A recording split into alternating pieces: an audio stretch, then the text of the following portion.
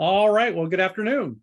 Thanks for everyone for joining us. We've now hit 1400, so we'll go ahead and kick off this quarter's edition of the CASI webinar series for ACC. So on behalf of our ACC partners, I'd like to welcome you all and thanks for joining in. We have people that are still coming into the Zoom meeting. We are also streaming live on Facebook, and we have some people watching on Facebook Live as well as on YouTube. So for those of you watching, please feel free to use the Q&A features, and we will get to those as each of the presenters comes along and gives those. And then obviously at the end, if you're on YouTube or Facebook, I will try to monitor those chats as well. So please feel free to put in comments and things like that. We are also recording this, so we will be able to, after some light editing, we will be able to put it up on Divids as well as on our YouTube channel. So without further ado, I'd like to welcome you to today's session. We are going to be focusing on the PLA Air Force. We're very delighted today to have three experts in this area, two from our very own CASI here, and one, Christina, who is a CASI associate. She currently works at RAND and was the co-author of the book that CASI put out, which really is the definitive study of the history of the PLA Air Force. So you have their bios. You can see them online at any time. So I'm not going to belabor the point, but needless to say, they've all been working on China for a long time and have a deep wealth of experience and knowledge on it. And so certainly experts in this particular topic, but if there's questions that come up kind of in a broader range, feel free to throw those in the Q&A as well. And we are certainly more than willing to take those on. So without further ado, we're going to turn over to Christina, and she will start us off. There we go. Christina, welcome. Thanks for joining us. And the floor is yours. Thanks, Brendan. And thanks to you and ACC for inviting me to participate today. As Brendan mentioned, I'm a policy researcher at the RAND Corporation, and I'm just going to post a link to the PLAF book that Brendan mentioned in the chat on Zoom for those who can access that. Otherwise, you can just search China Aerospace Studies Institute and look at the publications list. And I think a lot of the publications we'll be talking about today, you can access there. One other thing I should say is that the views today I'll express today are my own. They're not views of the U.S. government or other organizations. So I'd like to kick off by sharing 4 themes from some of my recent work on China's Air Force strategy and how the history of the Air Force influences its operations and its approach today. And this is mainly coming from the 70 Years of the People's Liberation Army Air Force book. I should mention my co-author on the book is Ken Allen, who's a retired U.S. Air Force analyst, and he serves as the Assistant Air Attaché in DAO Beijing. So the first theme I'd like to raise is about the role of the Air Force in the People's Republic of China. And that's at the PLA Air Force. I'll say PLAF a lot as I'm talking today. The PLAF's development and operations often constrained by domestic political, as well as geopolitical, operational, and other factors. So while Western air doctrine has emphasized Air Force's speed, their independence, and their decisive capability during a conflict, that has not been true for most of the PLAF's existence. So why hasn't the PLAF had this independent role? There's 2 main reasons. So first, the PLA has historically been very ground-centric. When it was first founded, and even before its official founding in 1949, when the People's Republic of China was established, the goal for developing the Air Force's capability was to be, quote unquote, on a foundation of the ground forces. That was the guiding principle. Second is the PLAF's history and experience. So particularly from 1960 to 1989, there were 3 major events and issues: the Sino-Soviet split, the Cultural Revolution, and the political tarnishing of PLA Air Force leaders. And these ushered in a dark age for the PLAF. So PLAF operations are often restricted to control escalation due to concerns about the PLAF's political reliability, and also due to atrophied capability of Air Force units during the Cultural Revolution. So when did that all start changing? Well, we see PLAF leaders and strategists start to advocate for a more independent and active PLAF role within the PLA in about the 1980s, late 1980s. But this didn't receive formal senior leadership buy-in until about 2004. And in 2004, we see China's Military High Command, which is called the Central Military Commission, endorse this Air Force's first service-specific strategic concept. And this is now known as the Strategic Air Force Concept. So to sum up, if we think about the PLAF as a roughly 70-year-old organization and culture, it's basically in the past 15 years, since 2004, that it's been adopting a similar strategic approach to other capable and sophisticated air forces. So this might lead some listeners to ask, what does all this historical context mean for Air Force operations today? So that leads me to my second theme I want to highlight, is that the PLAF, especially the aviation branch, by which I mean fixed wing aircraft, has very little combat experience, and essentially none since 1958. So to give a really brief summary, before 1949, which was in the 40s, a civil war between Chinese communists and national forces, the PLA didn't field many aircraft. And this is largely because it couldn't sustain them or maintain airfields, as well as aircraft themselves. And also because PLA forces, as I mentioned, they were very infantry-centric during this time. Air forces weren't a key focus of the campaigns during that period. So the PLA did field significant quantities of aircraft in conflict during the Korean War. But there was, despite some guidance to the PLAF to provide direct support to PLA ground forces, we saw that large air packages that attempted to support the ground troops were severely damaged. Also, the US Far East Air Forces repeatedly bombed Chinese airfields that were set up in North Korea. So the PLAF wasn't able to employ them, and pretty short operational ranges of Chinese aircraft at the time meant that really hampered their efforts during the war. So following a Central Military Commission assessment that the PLAF was not capable of providing direct support during the war, the PLAF's mission was actually changed in late 1951. And the mission was to provide indirect support to ground forces by protecting supply lines and military targets, as well as commanding the air over northwestern Korea. So certainly during that war, the PLAF learned a lot about contemporary air operations, but some sources indicate that PLA didn't view Chinese air power as strategically decisive in the war.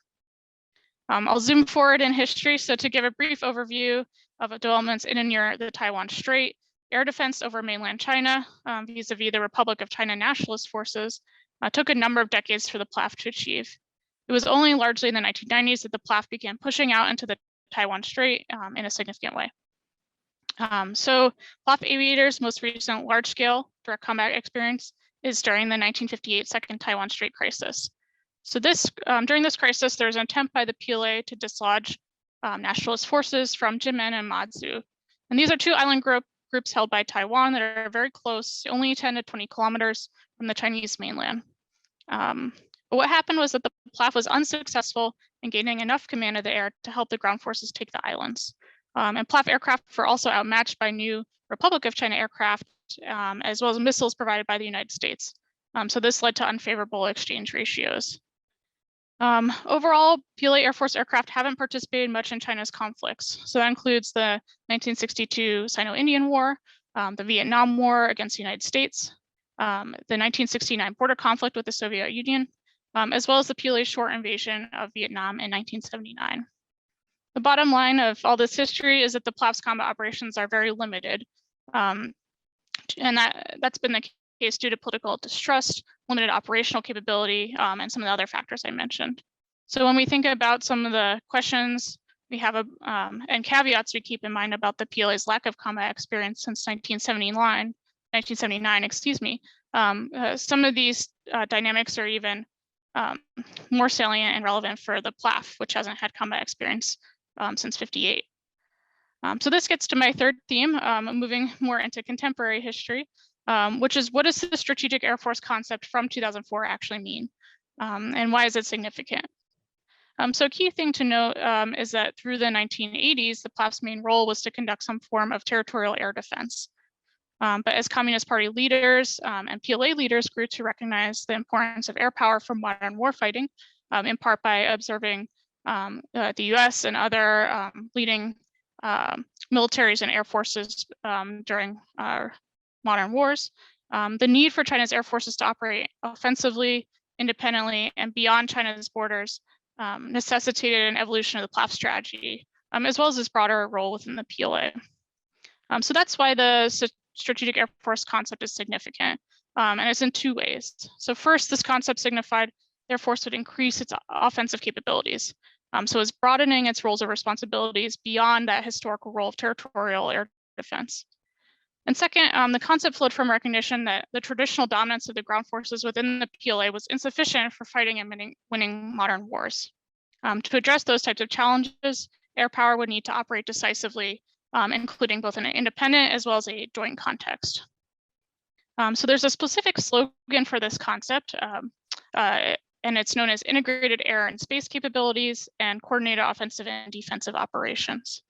And what this means is that the PLAF is to conduct independent or coordinated strikes with other services, and these include long-range precision strikes. And it's also to defend China from long-range threats, leveraging both aircraft and ground-based air defenses. And I should note that long-range strategic surface-to-air missile forces, sometimes called double-digit SANs, are largely within the PLA Air Force inventories, which is a little bit different from the organizational structure of the U.S. Armed Forces, for example. You'll also have noticed when I mentioned that concept earlier, integrated air and space capabilities and coordinated offensive and defensive operations, that space is mentioned. The PLAF made a bid for, but ultimately didn't succeed in gaining authority over the space mission within the PLA. That went to a different part of the PLA called the Strategic Support Force. But the PLAF's use of space-based systems and assets does continue to grow. And that's given the PLA-wide focus on harnessing increasing amounts and qualities of quality of information. And the purpose is both to fight and conduct its own operations, but also to deny information to adversaries. So as part of this Strategic Air Force concept I mentioned, the PLAF is expected to perform what some key PLA texts talk about as 5 strategic tasks. So the first is to participate in what's called the primary strategic direction. Most Western assessments take this to mean involving potential contingencies with regard to Taiwan. The second is to conduct homeland air defense. That's that territorial air defense mission that the PLAF has historically had. The third is to safeguard China's border and maritime quote unquote rights and interests. So some PLAF capabilities and units support defense of China's what China views as legitimate territorial and sovereignty interests, including in disputed areas like the South China Sea, and what Western scholars term as carrying out gray zone operations. The fourth is for the PLAF is to conduct emergency and disaster relief operations, and this includes at home as well. So the PLAF is supposed to assist with maintaining domestic stability and conducting operations within China's borders. And you can see an example when the PLA Air Force sent some of its newest aircraft, transport aircraft to Wuhan in early 2020 to carry out some COVID relief efforts. And the last mission is to conduct foreign exchanges, which the PLAF does as part of broader military diplomacy efforts. So to sum all of that up, the Strategic Air Force isn't supposed to be capable of just defending China's airspace anymore. This concept means that China is supposed to take the fight to its opponents, or the PLAF is supposed to take the fight to China's opponents. And the PLAF units are supposed to carry out a wide array of strategic tasks. These are high-end operations during conflict, but also gray zone activities, burnishing China's domestic legitimacy at home, and also promoting the PLA's image abroad. The last area I wanted to talk about is that the future seems likely to produce a lot of milestones for the PLAF. Certainly, as equipment modernization continues, operations become more complex, and we learn more about new types of training and other activities. But there are some caveats we should keep in mind. So many of the listeners may recall that General Secretary Xi Jinping has talked about the PLA becoming a quote-unquote world-class military by the middle of the century. And the PLAF also has the requirement to become a quote-unquote world-class Air Force. And we don't know specifics of this concept. They haven't been publicly stated, but we certainly see the PLAF improving its training, talent management, and other systems to carry out these more sophisticated missions and roles as part of Strategic Air Force. And that includes long-range precision strikes as well. Another area of recent developments the PLAF's, includes the PLAF's newly reassigned nuclear mission. And the US Department of Defense has identified this is likely carried out by a modified legacy bomber, as well as air-launched ballistic missiles under development. And one of these missiles may include a nuclear capability. But what we don't see is high-level PLA documents talking about this role. nor the PLA's emerging nuclear triad of land, sea, and air nuclear capabilities. Of course, force modernization efforts are underway. So China's newest fighter aircraft, the J-20, is entering inventory, while older aircraft like the J-7 variants are leaving the force. A couple other things to mention: we should also expect overwater operations to continue to grow.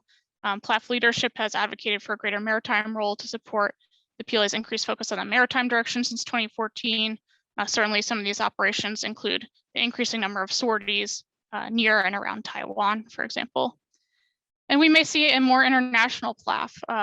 The PLAF could operate in the future as part of some formal basing presence overseas, like China's first base in Djibouti, or potentially leveraging access agreements with host nations. Finally, I'll flag some caveats. And the first one is that as folks who have been exposed to Chinese strategy and planning documents in the past, they tend to set ambitious targets that may or may not be realized. One thing to watch is when PLA leaders and PLAF discussions finally judge that China has achieved the strategic Air Force concept. Every Chinese defense white paper since 2004 has talked about accelerating to achieve this milestone, but it's not clear yet that the PLAF feels it has truly developed this offensive capability and modernized to this extent. A second caveat is we should have some caution regarding evolving PLA concepts of operation. I mentioned 1958 is the most recent combat experience for PLAF aviators. Continuing to focus on and learn more about PLA thinking on how the PLAF may be called on to operate in the Western Pacific is really important. There would certainly be lots of operational stresses and strains. The PLAF air crews, as well as maintenance and logistics units and other elements of the Air Force would need to work on to address. It's really important to understand those topics better, although it presents a lot of research challenges for folks on the call to continue to understand better. And then final thoughts, China Aerospace Studies Institute researcher Marcus Clay has talked about detailed challenges in PLAF personnel structure and policies. And a second area I'd identify is the role of the women in the PLAF. So growing body of research talks about the value of harnessing diverse talent for societies as well as militaries. And how do these different life experiences and perspectives translate to operational advantage? But so far, we don't see the PLAF moving in that direction. When Ken and I crunched the numbers for our book, fewer than 1.1% of pilots the PLAF recruited between 1987 and 2018 were women. Some of the trends are improving in how the PLAF is integrating women into operational units. Overall, the number of women pilots recruited is very small and continues to be so. So with that, I've raised a number of diverse topics. Thank you very much for your time. I'm happy to take your questions. Terrific. Well, that was a fantastic overview, and you definitely hit some of the highlights, that we're going to continue to talk about throughout the rest of the session. I'll just for the audience, the integrated air and space piece really goes toward the PLA's move toward jointness, right? So they are not a joint force, but they are absolutely trying to become one. And so it's very important to understand how the PLA Air Force thinks about it and what they think their future role is going to be in that. So thanks for highlighting that. I'm sure we'll get some questions there. And then just talking about what a strategic Air Force versus the world class versus a global, and how, we certainly don't know what they mean necessarily. We have some good guesses, but they may, in fact, not know what they mean. And Xi Jinping may have other thoughts. So I really appreciate you highlighting that for us. And again, for those of you on YouTube and Facebook, keep putting your questions in there. We've already got some in the chat here. So all right. So with that, we will turn it over to Derek. And just for everyone's knowledge, we'll take all the questions at the end and kind of have more of a roundtable discussion there. So all right, with that, I see Derek is up. We will go ahead and turn it over to you, my friend, and the floor is yours. Okay, well, good afternoon. So I prepared to talk about the topic that I think ACC would be most interested in, and that is China and Agile Combat Employment, or ACE. But I'm happy to field questions about anything. So, other things that I've written about are listed in my bio. If you have any other questions, please feel free to ask. So last year I wrote 2 articles, one about how the PLA assessed ACE and one about how the PLA seems to be preparing to emulate ACE. There's usually no shortage of articles in Chinese media about US military matters, but what I tried to do was find an assessment of ACE by the PLA itself, not just something that was written by Chinese people.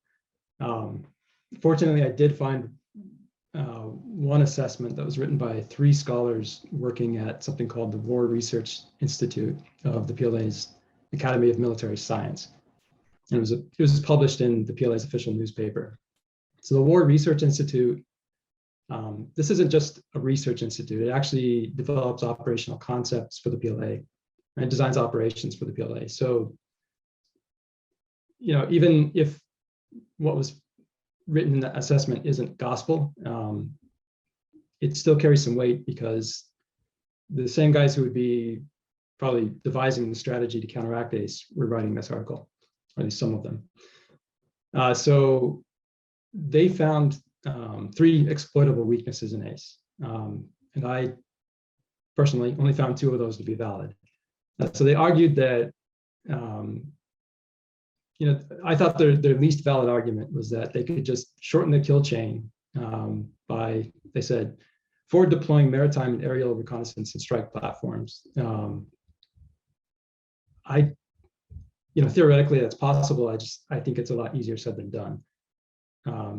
If you deploy reconnaissance aircraft, sure they can find the enemy, but the enemy can also find them. So I think that, they would be exposing those platforms to as much risk. Again, it's something that's theoretically possible. I just don't think that is a valid strategy for.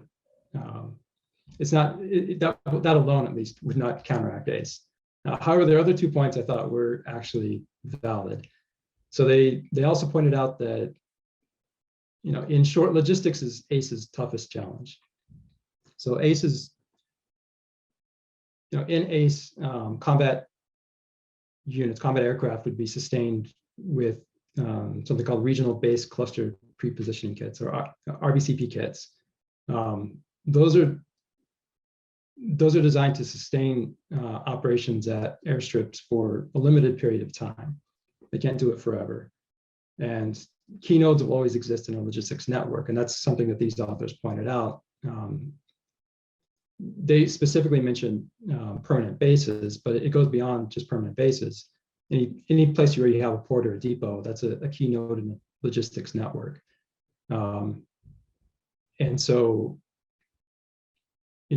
targeting those key nodes would be one way of defeating ACE without actually targeting runways and aircraft. Again, it's not a perfect strategy for counteracting ACE, but it is, I think, a valid strategy for attempting to do so. And one of our key problems is, unlike in Europe, in the Asia Pacific, for us to sustain operations across the ocean, we just have fewer options for positioning key logistical nodes. So, it would be a lot easier for China to, you could say, defeat air power by land or through land if they target our logistics. Finally, their other point was that because ACE depends on diplomacy to work, it depends on the cooperation of our allies. It's also possible, they implied, to defeat ACE diplomatically. If our allies refuse to let us implement ACE in the first place, it's a non-starter. My suggestion was that, we increase the number of allies who would allow us to implement ACE, of course, but also that we build concealed and redundant depots on land in those countries, so that so it would be possible for us to transport material over land, increasing the number of options that we have for transportation of combat support material. So at roughly the same time as that article is being published, the PLAF actually seems to have begun looking into their own version of ACE. And one thing to remember or to keep in mind is that even though the PLA was negatively assessing our capability to implement ACE, they never actually criticized ACE on theoretical grounds. And they seem to think that it's still a sound strategy. And this exercise that they conducted at about the same time that my article was published kind of seems to indicate that they accept the logic behind ACE. So the exercise is very unusual because they stated that it had three purposes. One was to figure out how they could sustain combat operations from airfields lacking the material and the support personnel that they usually have at their bases. And they were trying to assess the minimal combat support needs of aircraft operating from those airfields, and also to figure out how to organize and exercise command and control over the combat support elements servicing aircraft at those airfields. So in short, they're trying to figure out not just the minimal needs as far as fuel and ordnance, but also trying to figure out what is the smallest combat support element that they could have operating or servicing aircraft at those airfields, and how would they deploy those personnel. That caused me, they never came out and said this is our own version of ACE, but that caused me to think that they were really trying to implement or trying to figure out, form a basis for their own version of ACE. I think it makes sense for them to emulate ACE for the very same reasons that we want to. Air bases are vulnerable, and the Chinese Air Force is going to be just as reliant on air bases as anyone else. So it's prudent for them to prepare for the worst, but it isn't. I don't think they're just looking at this as an emergency measure. The PLA in general seems convinced that converging capabilities across a distributed network of small formations is the future of warfare. That is joint all-domain operations in a nutshell. And that's why they've actually adopted all-domain operations as part of their doctrine. ACE can be said to be JATO in practice. So it makes doctrinal sense for the PLAF to work towards the same ends as us. It's just, if you think this is the future of warfare, this is what you need to do, then it makes sense for them to try to do it on their own, to try to do it themselves as well. So I think that because we started earlier, we're ahead of them in developing ACE, but they do have their own advantages. Their primary advantage is logistical. They not only can they mobilize civilian transportation assets, they can mobilize people, they can mobilize civilians also. They can do it with impunity. But they'll also be operating from their own territory, operating from land.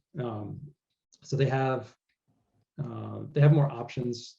Unlike us, they would have more options for transportation, for transshipment and storage of material across a pretty well-developed transportation network and logistical network along the east coast of China. So that I think is their key advantage.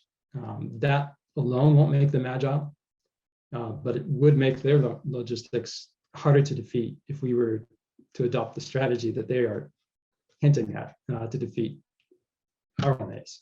So none of that, this is, it isn't clear. We've only seen one instance of this exercise. I'm sure that it will take them some time to work out what are the basic needs and the basic the basic not TTPs, the basic tactics, techniques, and procedures to actually implement this thing. So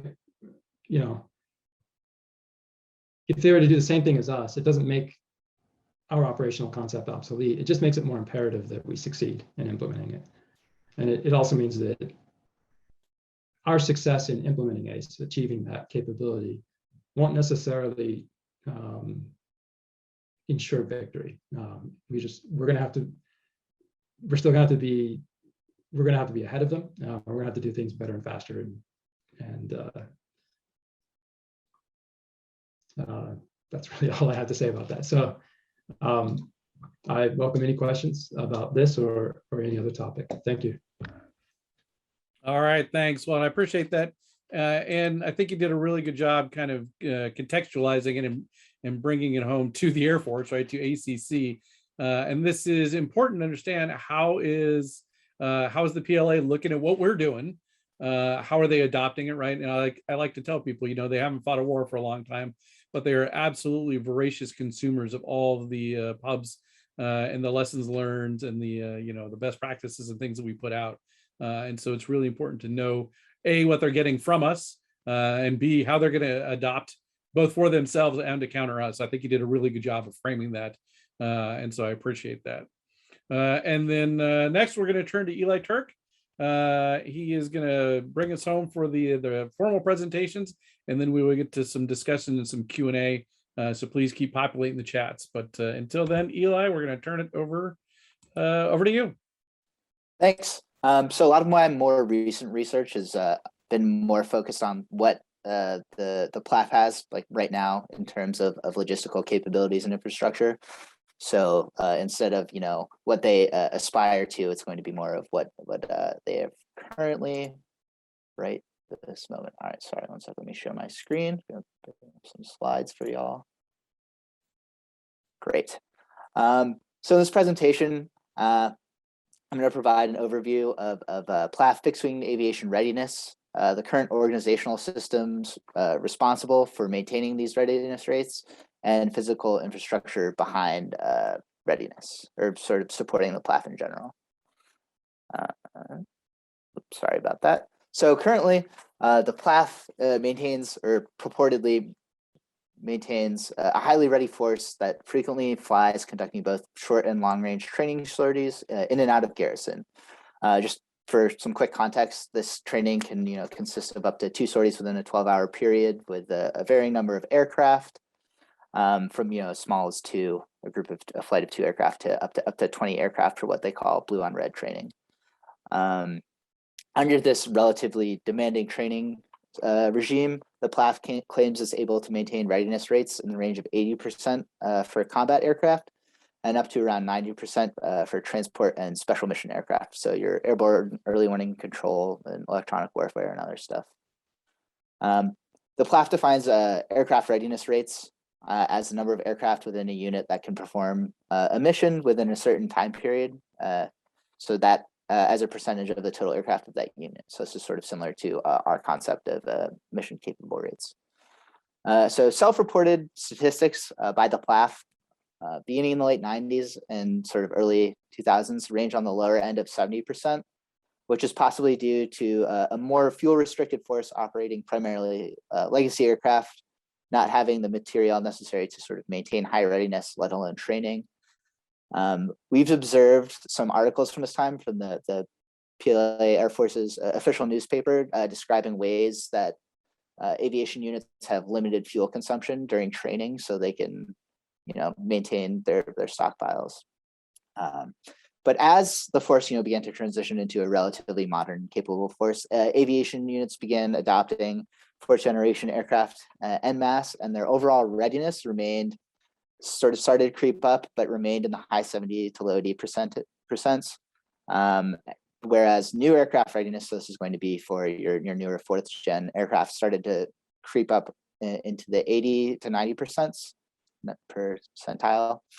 Today, claims for readiness of 4.5 gen aircraft claim to be around 90%, but a lot of these claims are centered around training events, which will obviously give units time to conduct maintenance and increase readiness for a specific exercise.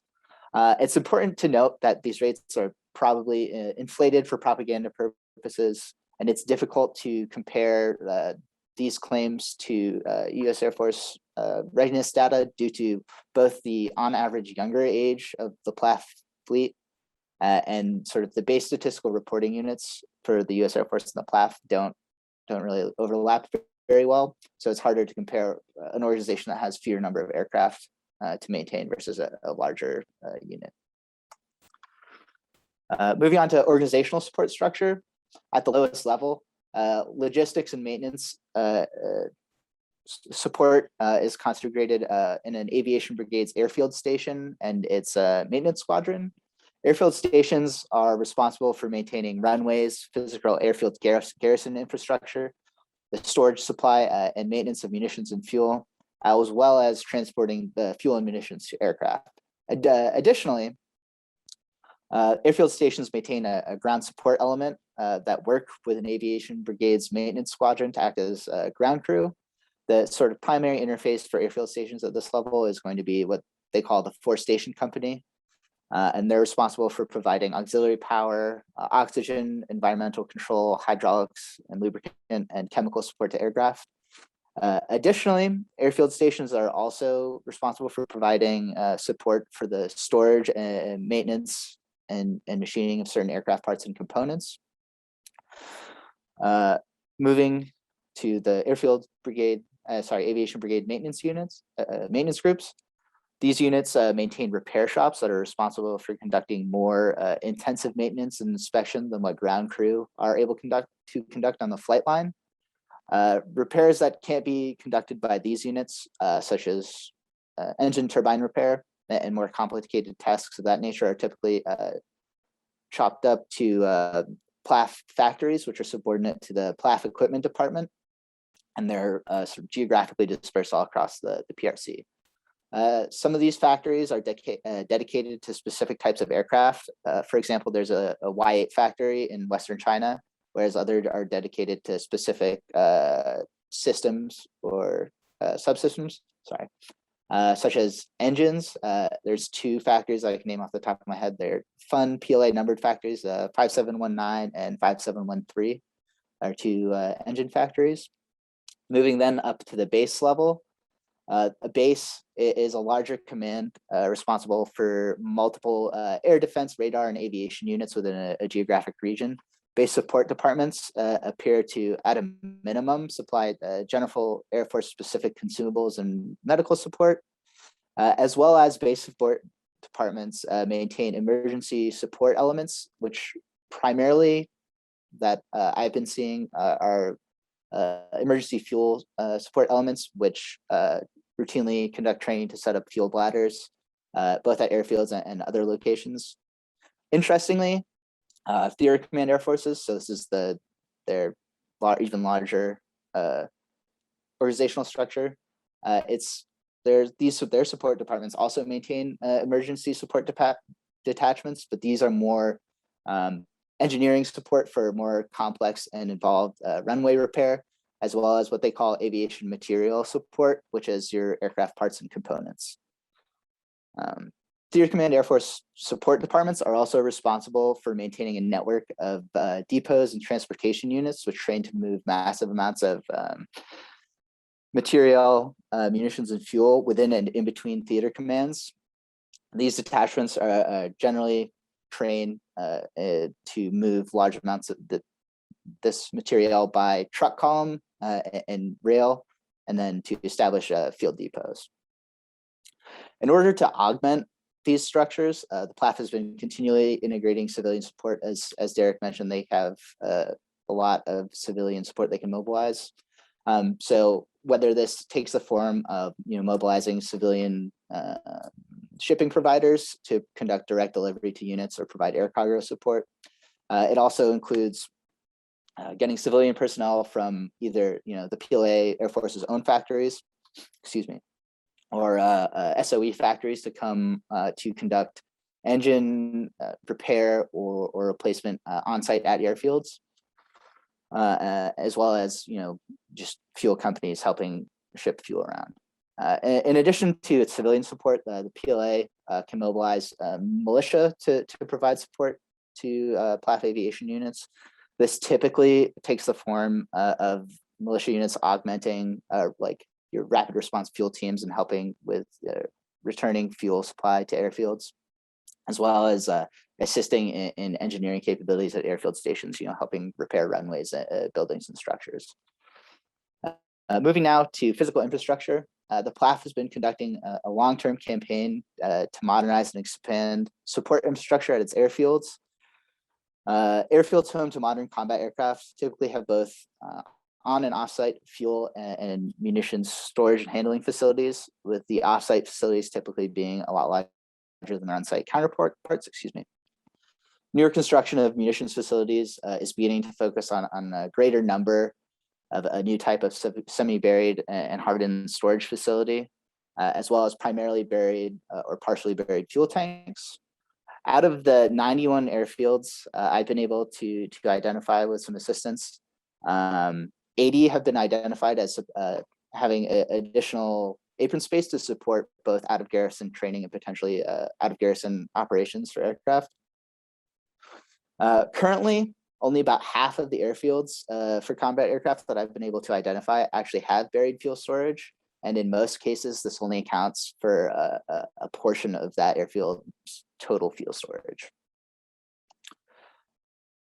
In total, facilities typically have between 1 and 3 large storage tanks with a volume of around 20,000 cubic meters, 2 to 4 with about half that volume, and then between 2 and 5 smaller tanks with a total volume of 500 cubic meters. Additionally, the total number of buildings in the munition storage and handling facilities range between 10 and 13. So as Derek mentioned, the PLAF is sort of starting to realize that their current support structure is not the best suited for a modern conflict, and they are attempting to adapt to improve that. So given a hypothetical Taiwan scenario, there's going to be, this will sort of further limit, given aircraft ranges, this is going to further limit the number of military and civilian airfields that could be used to host air operations. There are about 29 military airfields within this range and roughly 50 civilian airfields. Of these airfields, only 11 maintain buried fuel storage, only 9 have direct railhead access. And so given sort of the large and relatively slow nature of movement for these sort of larger support elements, it's they're going to be further restricted in their ability to sort of rapidly either repair and resume operations at these airfields, or move around support personnel as necessary to assist in operations at other airfields as their home airfields get attrited. And that's all I have, and I look forward to answering your questions.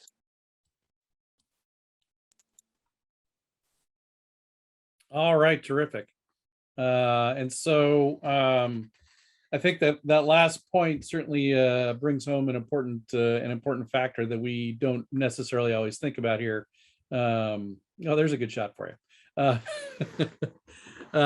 Is the integration and the potential use of civilian facilities, right? So certainly airports, but also fuel storage and equipment.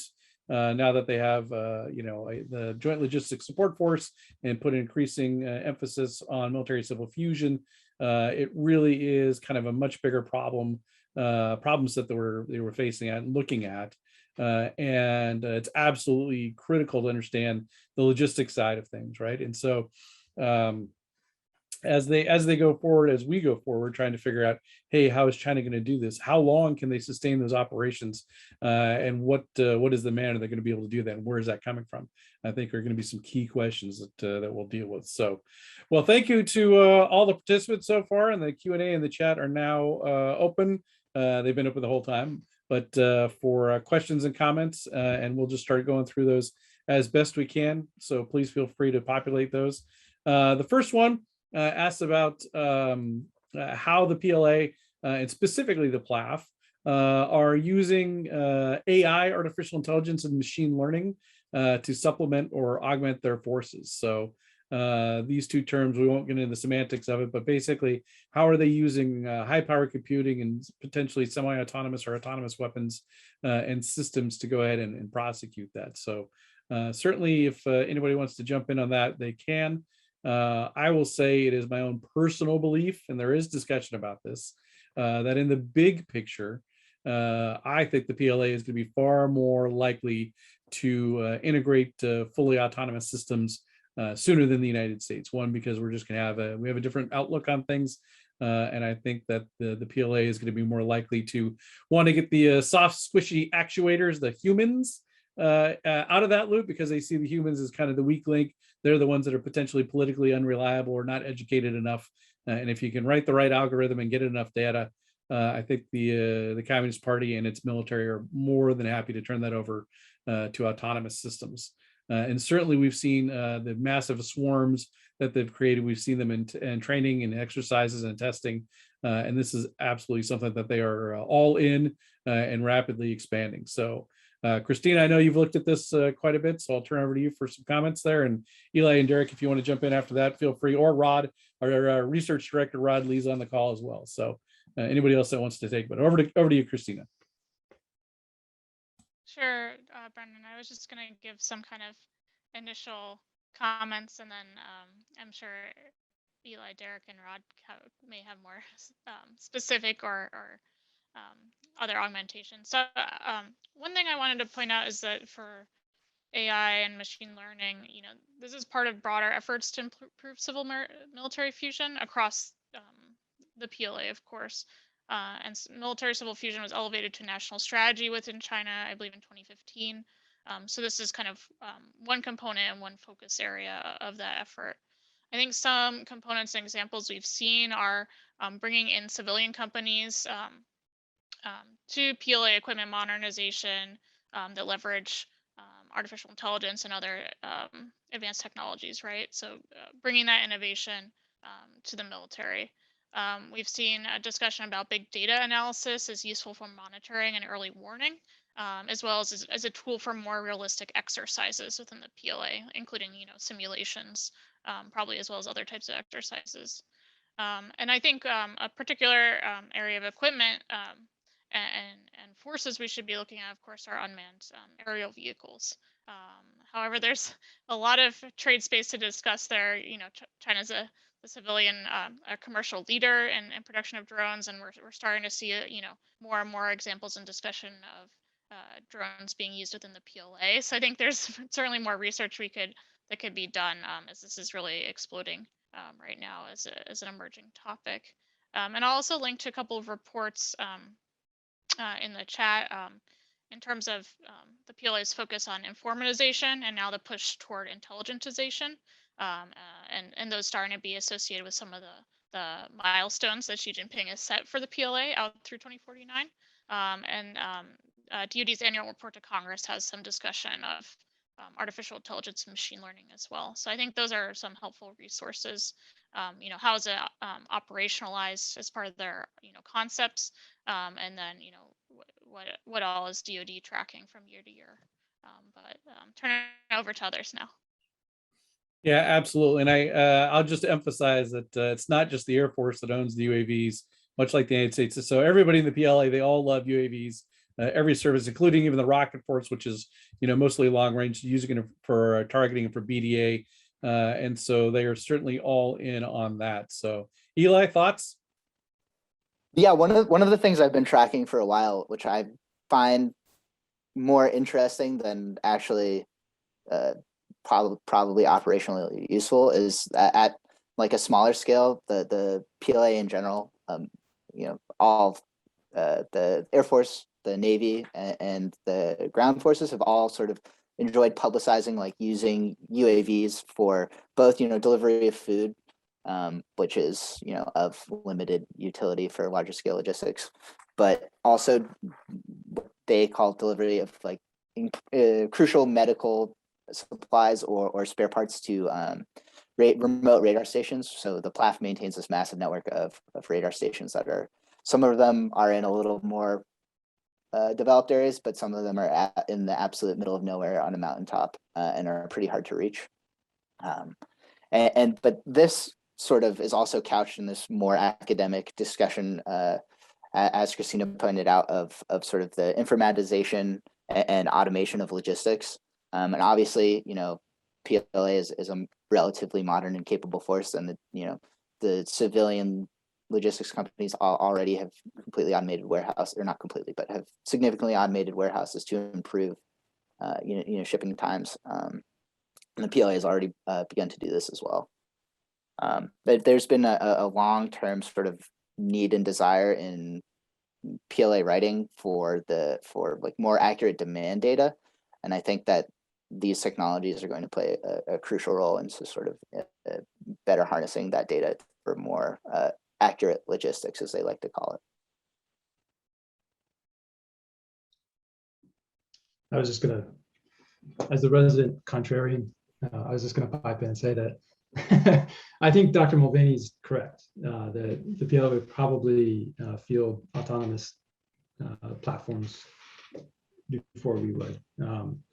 But I think it's a question of scale, because I think the PLA in general, so in China, there's a general, I think, fascination or love of technology. Chinese people in general are less cautious, I guess, about the dangers of technology than we are. I think in general, that is probably true. In particular, it probably isn't true. But I think the PLA sees it as something that they cannot avoid doing, rather than something that they just want to do. AI will be necessary if they're going to create their own version of JADC2. They're going to have to get better at AI, and autonomous systems can be relied on to do particular missions, particular tasks. But just as you see people who are really enthusiastic about the future of, so intelligentization is really just the application of artificial intelligence to warfare. So there are a lot of people who are enthusiastic about these new technologies and these new techniques, but there are just as many people on the PLA who say, hold on, there's a perfect balance that we're going to have to achieve. And I think for them, they would say the correct answer would be man-machine teaming. That comes up very often in PLA writings.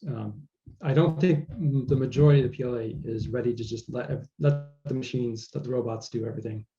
Not because they're worried about Skynet, but because they have to maintain some sort of control over what's happening. I think they understand the dangers of autonomous systems, just as they're fascinated with the technology. Yeah, Christina, go ahead. I was just going to add, I think both folks have raised important points. And one thing also is that the PLA is still transforming its force structure. And I think, there's certainly elements within the PLAF and PLA that are seeing this as, the areas to push. But I think there's like a broader question too about, it's likely the PLA will continue to downsize on sort of this outdated force structure, get rid of senior officers that, in their bloated officer corps. Like, I think all the technology and other arguments folks have made are valid, but I kind of wonder if there's some sticks in the mud, that grew up in a kind of analog PLA, and sort of how will that change, over the next decade or so as the PLA continues to get maybe not lean, but leaner, and focuses even more on technology. So I just wanted to offer that up in case folks have thoughts. Yeah, that's a great point. And that's one of the things that we like to do at CASI is just make sure that we're presenting the clearer picture, right? They're not 10 feet tall. And that's why we employ Derek as our resident contrarian to make sure we're all on focus and keeping things in the real world, because, AI machine learning is tough. We got some great minds working on it. But I want to just highlight and emphasize one thing that both Derek and Eli kind of alluded to. And again, it goes back to the military civil fusion. I think probably everyone on the call knows, but certainly when you talk to our friends and partners and allies out there, when you talk to industry, we really need to make sure that they understand the nature of military civil fusion and the fact that, there isn't anything that is purely commercial and there isn't anything that's purely scientific when you're dealing with China, because that's not how they conceptualize it. And that anything that goes there that approves, even just logistics warehouses, right, in some sort of fulfillment center in Hong Kong or in Shenzhen, or transportation hubs and things like that. All of that gets fed back into the machine, and all of that goes and eventually supports the PLA and their drive toward modernizing, becoming a fully integrated and moving toward automated systems for logistics. So that's really important to keep in mind. I want to jump over to our friends over on YouTube.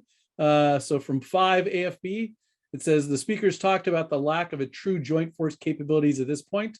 Can we talk about any of the doctrinal or actual relationship between the PLA Air Force and the Naval Aviation Forces? And so I know we've done a little bit of work on the past. Christina, I know that you've taken a little bit of look at that at points. You can certainly comment on that. I'll kind of back you up after that. Yeah, sounds great. So one thing, if we look back historically, is that the PLA Naval Aviation's role, they were set up in 1952, the Planned Aviation Branch. Their missions didn't overlap with the PLAF at all.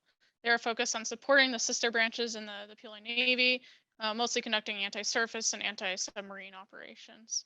So I think overall the trend is growing collaboration, some joint exercises between the PLAF aviation forces and the plan writ large. I'd have to look specifically about, what extent do we see them training together in a really meaningful way with aviation forces and aviation forces. So some examples we see in the key training brands, which there's 5 sort of milestones, and CASI has a report on this, milestone exercises. One's called Red Sword, there's Golden Helmet, Golden Shield, and a couple others that focus on sometimes confrontation training between combat aircraft. Some focus on air to surface strikes, and some focus on ground-based air defense. So we've seen, sometimes PLA Navy aviation pilots will join. In a couple instances, we've also seen some limited training overseas or with foreign counterparts, like Planned Aviation joining a PLAF exercise with Pakistan. But those are not necessarily significant encounters with a large number of forces on each side, right? Might be 1 or 2 pilots only. But Brendan, feel free to augment. Yeah, no, that's basically what we've seen as well. We looked into this and found they do talk about it at points, but just there isn't a whole lot reported. One of the reasons, just for those of you who aren't familiar with the new theater command structure, one of the reasons for the theater command structure was to try to get at a way to integrate these aviation forces from the different services, which was just really systematically and organizationally challenging beforehand. And so that's one of the reasons that they did that. Still not a lot of indication that they're doing it. I know Christina mentioned Ken Allen. Ken loves to tell the story about these naval pilots that went to go participate in one of these exercises, and they trained for 6 months, and they ended up, focusing solely on how are you going to beat the Air Force guys. And at the end of the day, they won by hiding in clouds, and that was their key takeaway. So it's a great question. We are monitoring, because we at CASI, we do everything that flies, right? So it's not just the Air Force, it's naval aviation, Army aviation, rockets, missiles, space, cyber, and the civilian infrastructure that supports it all. So Christina, have you got a follow up to that? Yeah, I just wanted to raise something, and I think Rod might also have some thoughts on this too. He's recently looked at the airborne forces. I have as well. So for China, the airborne corps is part of the PLA Air Force. So there are some examples there where Air Force airborne units, I believe, were training with parts of the PLA Navy. But again, it's pretty recent examples. So Rod may want to add additional discussion on that. Yeah, no, that's a great point. And just again, just organized differently. So we have to make sure we know who we're looking at. And, for the US, the airborne forces would be in the Army, but, for them, it's an Air Force force. Derek, was there a comment or you just? Yeah, I was going to say that the joint training between the Air Force and the Navy it's very infrequent to the point of where it just doesn't happen very often. I can't say that it's nil, but it's for 2 forces that operate some of the same aircraft, it's rather odd. It's remarkable that they don't do more training, more joint training. But the PLAF and the PLA Army have gotten much further along. And so just Christina mentioned the Airborne Corps.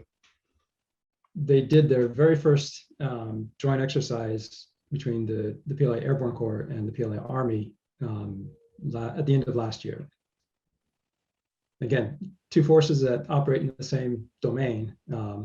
They've done force-on-force exercises where the Army operated as the OPFOR, the opposing force, but they didn't actually train to fight together. They were training to fight against each other. So this was the very first time where they actually trained to fight together, and that was just the end of last year. They're much further along though when it comes to air defense, and I don't know, maybe it's a matter of just setting different priorities, but for air defense, the PLA Army has worked for probably 2-3 years now at really integrating itself into a joint integrated air defense system, and letting it basically subordinating itself to the Air Force, letting the Air Force take the lead in conducting air defense. And I think they've been much more successful at that than anything else. Another area that I've looked at is close air support, and that's been a key weakness that they've had, but they've worked for well over a decade now to get this going. And it seems that just now they're finally laying a solid basis for practicing that. They've got it seems like they have now the TTPs and the systems for doing that. Now it's just a matter of actually practicing it. If you look at some of the close air support exercises that the PLAF does now, they're still incredibly basic. They don't involve live munitions. They don't involve guys on the ground most of the time. It's just, fly to this place and hit this target. But give them maybe another 5 years and we could be looking at something very different. So they are working towards it. It's just that they're starting from a baseline of 0. So they're not joint like we are now, but they are working at it, and I think over time we're going to see them becoming a true joint force. Yeah, that's great. Eli, was there a comment there, or were you just? I was just gonna echo what Derek said with the naval aviation and the PLAF joint training on like the support front, because you'd think two organizations that operate basically most of the same aircraft, that they would try to supplement and help each other out that way. But in my research, I've only seen like maybe a handful of examples of them doing that on the logistics and the equipment support front. Yeah, it used to be so bad they couldn't even refuel at other bases because they had different nozzles, even if they had the same kind of aircraft. Just kind of things that are crazy to us in the United States, but they're still just working through. So we had a couple questions about ACE actually. The first is kind of an organizational cultural question. Do we think that their centralized control of forces will limit their ability to employ ACE? Derek, you're the one who brought up ACE. We'll toss that to you first, and then Christina or Eli, you want to jump in on that? Yeah, I saw the question and I came up with yes and no thinking about it. I honestly, I don't know. I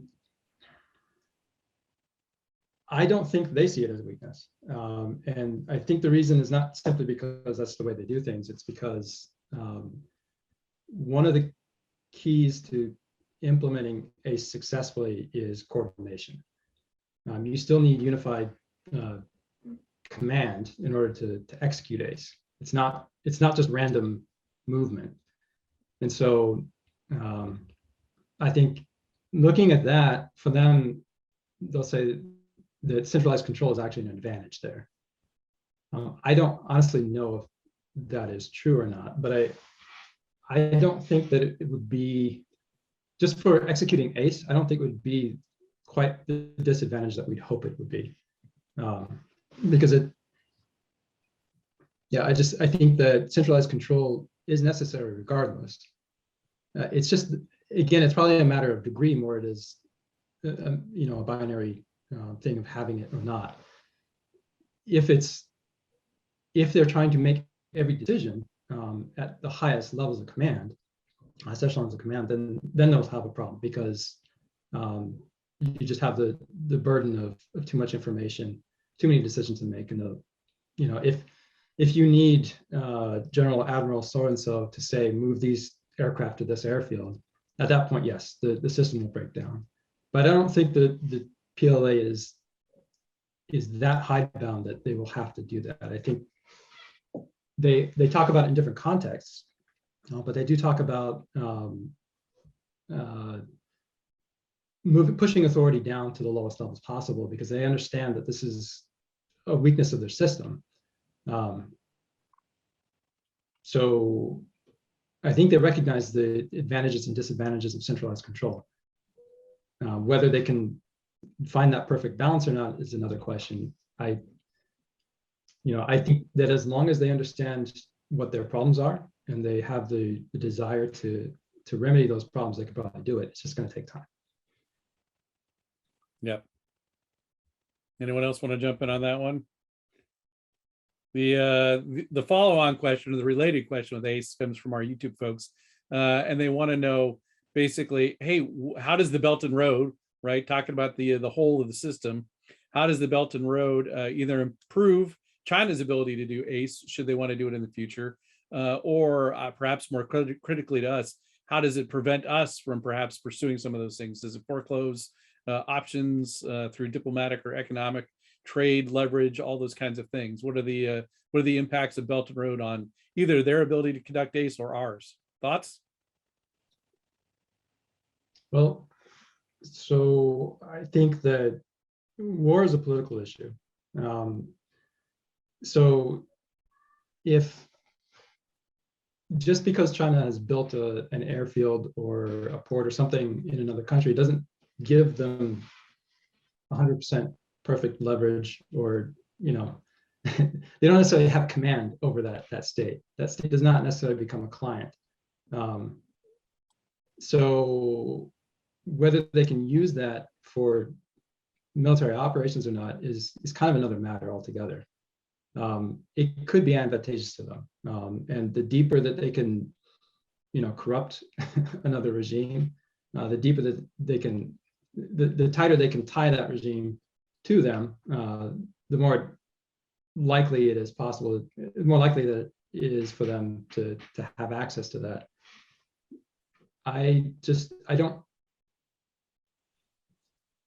It's one of those things that I think, yes, theoretically it's possible, but we're not going to be able to implement ACE outside of our ally network of allies. I don't see that happening.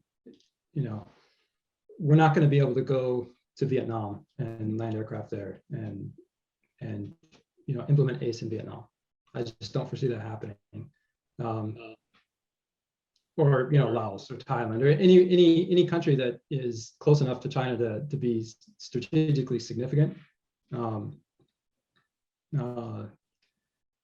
So the degree of leverage that China has over our allies, so Japan, South Korea, the Philippines is probably a slightly different case, but I don't see that as being so great, especially with the Belt and Road, that they have an advantage over us there. I think the political angle for them is different. It isn't Belt and Road that would give them some hope of diplomatically defeating ACE. It's more, I guess, the question of the circumstances at the time. So whether people in South Korea or Japan or the Philippines, for that matter, want to be involved in a war with China, because there will be consequences for the population there. So I guess in a way I'm saying that Belt and Road is probably irrelevant in that case. Christina, thoughts? Sure. I just kind of wanted to maybe talk a little bit about some of the assumptions or broader framing of the question. I think definitely agree with overall what Derek was saying. I mean, one thing is, whether BRI presence leads to stronger PLA presence, right? In overseas countries. Right now, there's only one overseas base in Djibouti. We do have a couple pieces of evidence that suggest the BRI, or rather the PLA, will be carrying out some of its engagements with BRI countries, right? So in early 2019, Xi Jinping talked about setting up a security system for the Belt and Road Initiative. And then in the summer of 2019, the Defense Minister Wei Fenghe was at a forum in the Caribbean, I believe, and said that, you know, we, the PLA, are going to conduct exchanges with countries under the Belt and Road Initiative. So I think, you know, some BRI countries will become, you know, areas of focus for PLA engagements. But overall, you know, like the security links of BRI can be quite rudimentary, and I think that they you can make the case that that's true in a lot of countries. In terms of you know, the PLAFs, I was a little confused about the question. Was it talking about primarily China's ability to carry out a potential ACE concept as well, or just their ability to stymie us? No, Yeah, the question was really both. It was, you know, Okay. if China wanted to do their own ACE, does this give Yeah. them potential to do it in, say, Yeah. Cambodia or other places? Yeah. So then, yeah, the second element would be the PLAF's presence overseas is still really rudimentary itself, right? First overseas base has naval forces. In Djibouti, we did a report for I did a report for CASI a couple of years ago, and we looked at where have fixed-wing PLAF aircraft gone overseas, and we looked from like 2002 to 2016, and we only found, you know, discussion of about 40 discrete operations, right? Obviously, that's grown in recent years. China's been using the PLA Air Force to do COVID-related diplomacy, sending PPE and you know, vaccines and stuff like that. But, you know, this is still landing at a country's major international airport, dropping off the supplies and then heading back home. So I think, you know, it's the overseas capability of the PLA Air Force in particular is just, you know, not very robust to the extent where they could be themselves thinking about this type of concept yet. Yeah, that's a great point. That most, not all, but most of their stuff overseas certainly is logistics and supplies and things like that. It's just navies have the advantage there because as long as you're on your boat on the high seas, you can go anywhere you want. But planes eventually got to land somewhere, and people these days don't really like combat aircraft landing there for no particular reason. Eli, what do you got? I think when thinking about BRI2, it's really important to look at how things have gone since it was first announced. There are a lot of countries that are beginning to realize that these, I'm sorry, I think I'm getting some audio feedback. Sorry about that. That they realize that these investments, well, you know, not necessarily like intentional debt trap diplomacy. They didn't do what they wanted them to do. They didn't result in the economic growth that they wanted, or the infrastructure that would be more helpful for long-term economic growth. And so I think that as long as, you know, as someone put in a comment that I overheard yesterday, as long as we keep letting them shoot themselves in the foot with stuff, either, you know, unfavorable terms like that, or continued lack of, you know, care for like real economic development for these, you know, BRI partner countries, that they're not going to be as, you know, even like not that there's a PLA component, but like that they would be even less, look at, you know, potential PLA deployments even less favor. Yeah, exactly. And I, you know, I like to remind everyone that we often undersell ourselves. We are still, throughout most of Southeast Asia, we are still the largest contributors to foreign direct investment, far greater than even the Chinese. You know, we still have actual partnerships, not just loans, but actual partnerships and investments across the world. And when push comes to shove, sometimes our partners and allies say no to even us. And so we need to be cognizant of what the Chinese are doing. We need to understand where it is, but let's not oversell too much. How much, you know, buying a casino, putting in a new casino or a new soccer stadium gets you. And you know, to Derek's earlier point, when push comes to shove, I'm not so sure that you know, Vietnam might be perfectly happy to host some of us and let us land there from time to time. But if we're talking about a conflict with China, that's a whole different story. So great points all. I want to go back. So first of all, Bianca had a question about demographics. I wonder if you could either in the chat or in the Q&A just kind of expand on what exactly you're talking about demographics wise. Are you talking just the people or something else? And while she's clarifying that for us, something back to Christina. There was a question about what sparked the change back in 2004, right? So in the change in strategic roles and responsibilities and kind of their outlook, was there a precipitating factor back then, or was there just kind of a slow, steady march, and that just happened to be when it came out? Sure thing. So I recommend everyone who hasn't on the, who's listening in to definitely read Taylor Frabl's book called Active Defense, which came out in 2019, because he really charts kind of the history of this well. But basically, he talks about how in the mid 1980s, Deng Xiaoping and other leaders came to the strategic judgment that they no longer, China no longer needed to be concerned about the primary threat of a ground invasion from the Soviet Union to the north. So I think there's like a confluence of factors here. One is that threat was ameliorated, or no longer a foundational judgment for what the PLA was supposed to be organized, training, and equipped, to fight.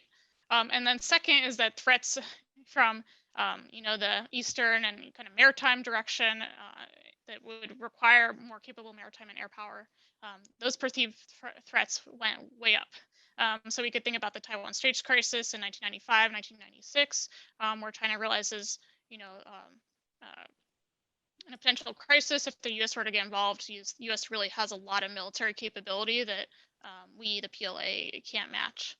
And I think this is also borne by Chinese observation of U.S. performance in the Gulf War, as well as, their later on second Gulf War, and even in Kosovo, about what is precision, high-tech warfare, leveraging joint operations get you in modern warfare, and it gets you really rapid victory with minor losses, sometimes in a matter of weeks, leveraging air power, maritime power, as well as, rapid maneuverable ground forces.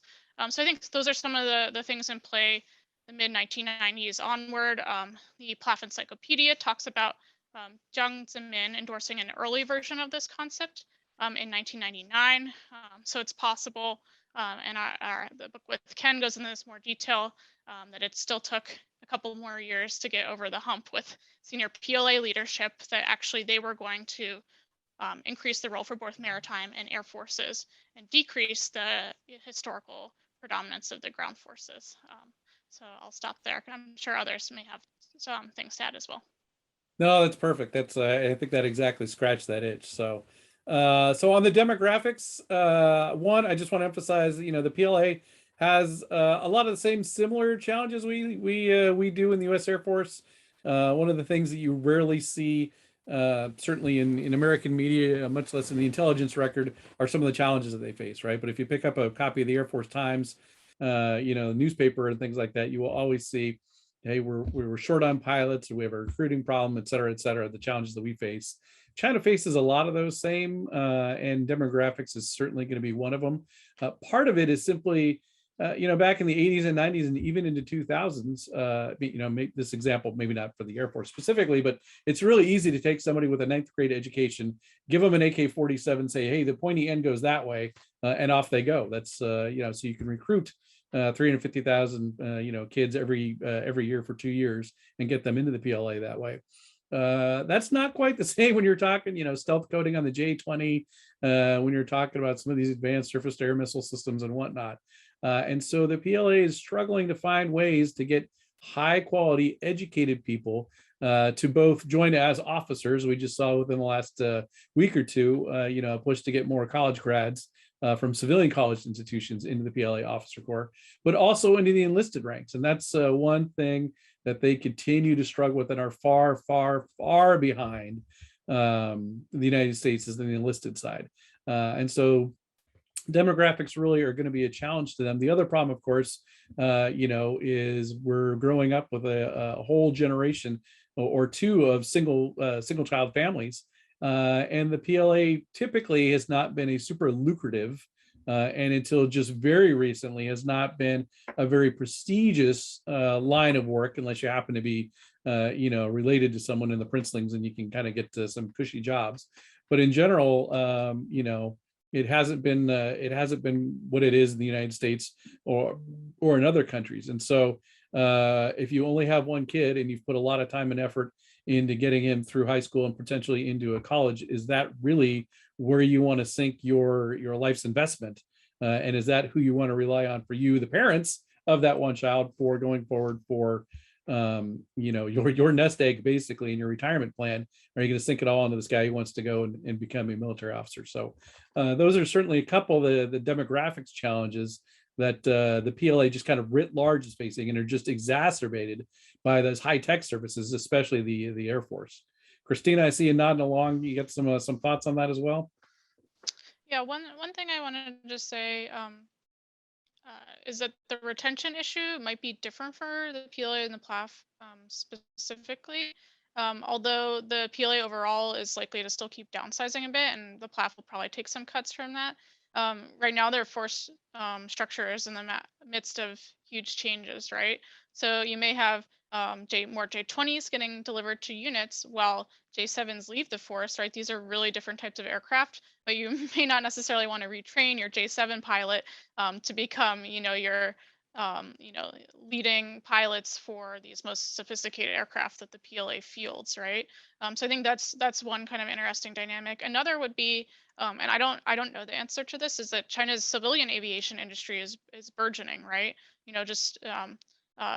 New airlines, new air routes, massive expansion here. I think RAND has certainly done a lot of research about retention within our own Air Force due to competition from the commercial sector. And I kind of wonder, at what point may this start to be an issue for the PLAF and maybe plan aviation as well? Yeah, absolutely. We know that commercial airlines in China are looking to pull anyone in, and we actually have retired Taiwanese Air Force pilots that go over and fly for commercial airlines in China. So you're right, that definitely is going to be a draw, especially as they continue to grow. All right, so we only got a couple minutes left. We got a $100,000 question that hopefully everybody's had a chance to see and think about. We're going to go in reverse order. So Eli, you're going to be up first and just kind of give us your quick take. I see that Derek referenced his article we put out. But what is China learning, not learning, taking away from the current conflict in Ukraine? Over to you, Eli. Sure. I think, first of all, I think political comparisons to the Ukraine situation are not the greatest thing to make. But from a more warfighting operational perspective, I think that they're learning that we're right to prioritize massive firepower strikes. We have to double down on that. We have to make sure we do that, and we have to do it accurate with some degree of accuracy, and actually target key points, power transmission. And I think that they're also learning that they have to make sure that their logistics system works in the first place and is definitely going to be more survivable than the Russians. Great. Derek? I was hoping to avoid the question. So I think that not to plug one of my hobby horses, but probably close air support. I think that one of the problems that I'm guessing, because I haven't followed close enough to really know, but it looks like one of the things that has hindered the Russian advance is a lack of, air-land coordination. So I think that really just hammers home the need for that for the Chinese. Another thing that I thought was interesting is that the Russians, when they began the invasion, I think they thought they could, do it with a pretty light force, and they attempted air assaults against Ukrainian airfields that apparently failed. The Chinese have been working very hard to build their air assault forces, and as far as I know, the only joint training or combined training they've done is with the Russians. They've looked to the Russians to help them build that force. They did some. They sent guys over to train with the Russians back in the end of 2019, I think. Now, there could be a whole lot of reasons why those air assaults failed, but I think the Chinese must be looking really hard at the Russian example and wondering, just like everyone else, I'm sure they're thinking, what has gone wrong here? Yeah, that's another thing that I think of. I guess the only other thing I could think of is also just make sure you got a lot of PGMs.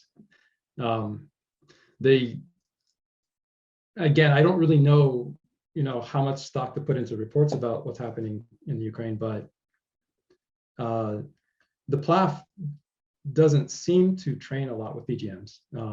And I'm guessing it's probably more of an economical issue.